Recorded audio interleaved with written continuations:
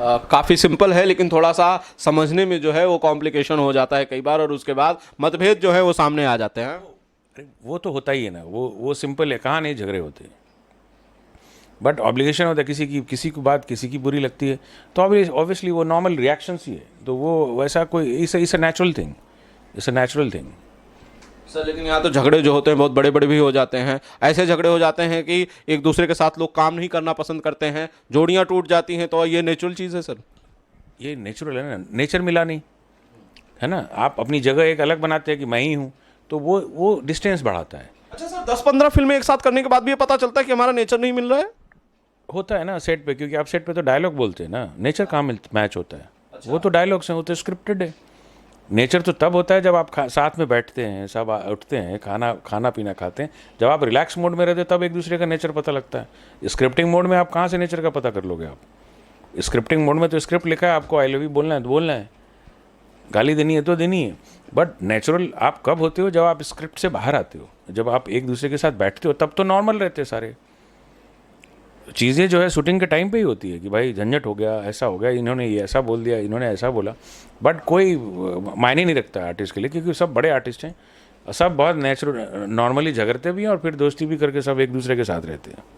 Sir संघर्ष को लेकर आखिरी सवाल मेरे मन में है, संजय महानंद साहब ने बड़ा इंपॉर्टेंट किरदार किया, संजय महानंद साहब ने बड़ा शानदार किरदार किया आपकी फिल्म संघर्ष में, लेकिन संघर्ष 2 में शायद वो नहीं है, क्यों नहीं है सर? इंडिया पार्ट मैंने वही बताया ना कि जो स्क्रिप्ट है वो उसके हिसाब से ही लाइनअप किया गया है, तो इसमें हो सकता है कि वो कॉमेडी पार्ट ना हो, या उस ढंग से उस चीज़ को नेचुरल जो है दोस्ती का पार्ट ना रखा गया हो, क्योंकि उन्होंने जो काम किया वो बहुत अलग ही टाइप का काम किया था उन्होंने। अब बहुत अच्छा लगा था लोगों को, पब्लिक को।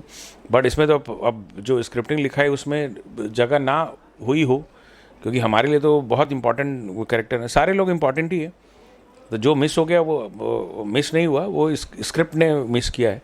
तो उस चीज़ के लिए जो अगली फिल्म में होगी तो उसमें अगर कुछ ऐसा रहेगा तो 100% या इंडिया के पार्ट में हो सकता है वो आ जाए, ये भी हो सकता है। जो मैं इसी सवाल को आपने जो कह रहे थे उसी को थोड़ा सा बढ़ा लेना चाहता हूं, संजय महानंद का जो पार्ट 1 में काम था, आपने कहा कि बहुत ही इंपॉर्टेंट किरदार था, उनके काम को कैसे देखते हैं सर? कैसे उन्होंने अपना जो किरदार है वो शानदार तरीके से किया या नहीं? नहीं, उन्होंने किया है ना वो, क्योंकि देखिए एक एक्सपीरियंस आदमी एक अच्छा डिलीवरेबल ही बनता है जब आर्टिस्ट जो है इस ढंग का, क्योंकि वो इतनी फिल्में कर चुके हैं, एक्सपीरियंस है, हम लोग जितना सोचते भी नहीं होंगे उससे ज़्यादा एक्सपीरियंस कर चुके हैं। बट उनके लिए जो स्क्रिप्ट जो राइटर और डायरेक्टर जो डिसाइड करते हैं उसमें वो बहुत खरे उतरते हैं। और जो फिल्में मैंने उनकी देखी है, मेरे पास बहुत सारी फिल्में ऐसी हैं उनकी जिसमें मैं सिर्फ उनके सीन डाला हूँ तो कोई 50 मिलियन है या कोई 100 मिलियन है, तो वो एक उनका वजूद है पूरे इंडस्ट्री पे। लोग उस वैल्यू को शायद समझ पा रहे हैं कि नहीं समझ पा रहे, बट हमको तो समझ में आता है। उनके ऐसे ऐसे सीन है जो सिर्फ निकाल के उतना अगर यूट्यूब पर डाला हुआ है तो 40 मिलियन है, कोई 50 मिलियन है, तो वो उनका कैरेक्टर है, वो उनका एक्टिंग है, तो इसकी वजह से लोग जानते हैं।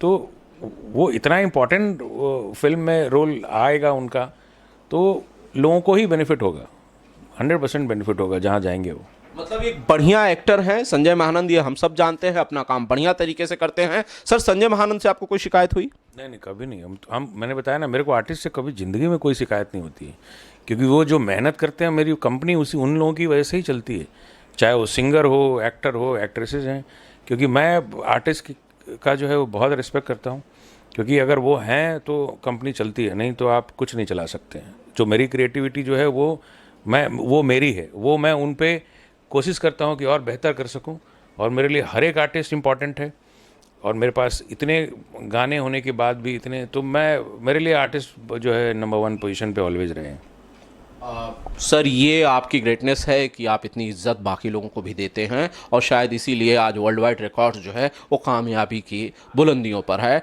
सर